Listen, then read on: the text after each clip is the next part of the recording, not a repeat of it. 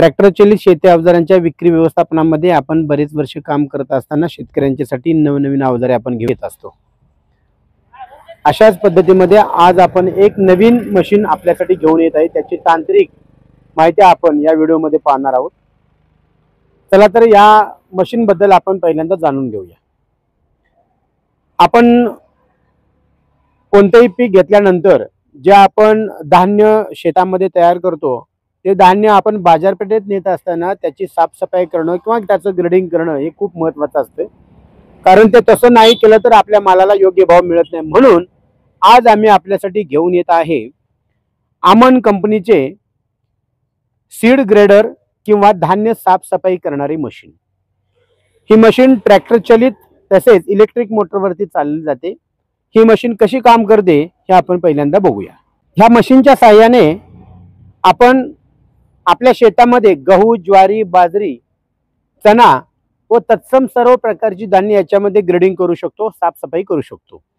ही machine आपण ट्रॅक्टरच्या सहाय्याने या हुकामध्ये जोडली जाते आणि आपण वेगवेगळ्या ठिकाणी ही मशीन शेतात नेऊ शकतो किंवा वेगवेगळ्या ठिकाणी आपण ही टायरच्या सहाय्याने आपण घेऊन जाऊ शकतो। या मशीनला आपण हा पीटीओ शाफ्ट दिलेला आहे। या पीटीओ शाफ्टच्या माध्यमातून आपण या मशीनला बेल्टद्वारे इथे याला ड्राईव्ह दिला जातो। तसेच याच्यामध्ये आपण धान्य टाकतो आणि ते धान्य टाकल्यानंतर त्याच्या आतमध्ये ग्रेडिंग करण्यासाठी वेगवेगळ्या प्रकारचे जाळे आहेत। तर याच्यामध्ये आपण धान्य टाकल्यानंतर त्याचं वेगवेगळ्या प्रकारे आपण ग्रेडिंग आणि साफसफाई करू शकतो। याला कंपनीनं काही जाळ्या दिलेल्या आहेत, त्या जाळ्यांच्या माध्यमातून इथं वेगवेगळ्या पद्धतीचं ग्रेडिंग केलं जातं।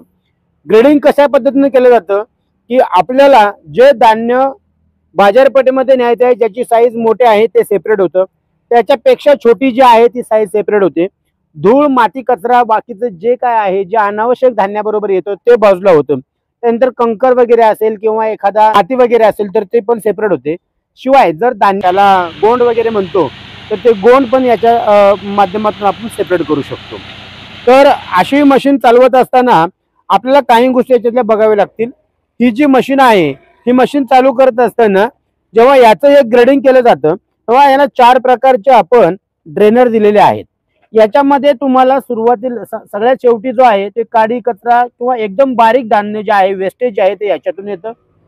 त्याच्यानंतर सेकंड नंबरला जे आहे ते त्याच्यापेक्षा थोडंसं जे चांगल्या पद्धतीचं आहे ते इथून ड्रेन होतं आणि जो चांगला माल आहे तो तुम्हाला याच्यातून बाहेर येतो।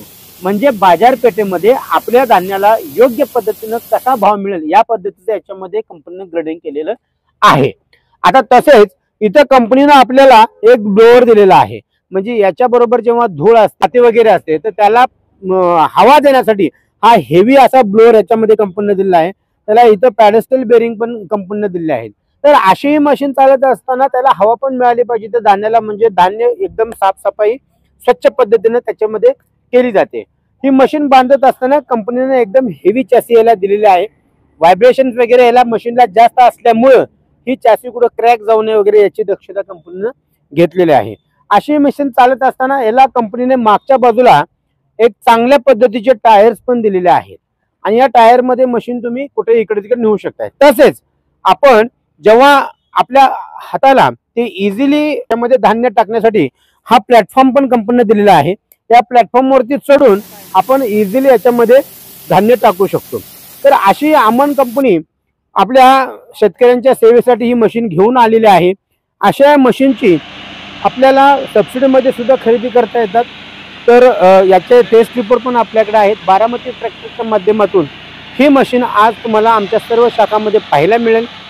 याची जी किंमत आहे आज 55,000 रुपये याची किंमत आहे आणि भविष्यामध्ये जेव्हा तुम्ही सर्व धान्य करत असताय तेव्हा ते बाजारपेठेमध्ये चांगलं त्याला मोल येण्यासाठी आपल्याला अशा मशीनचा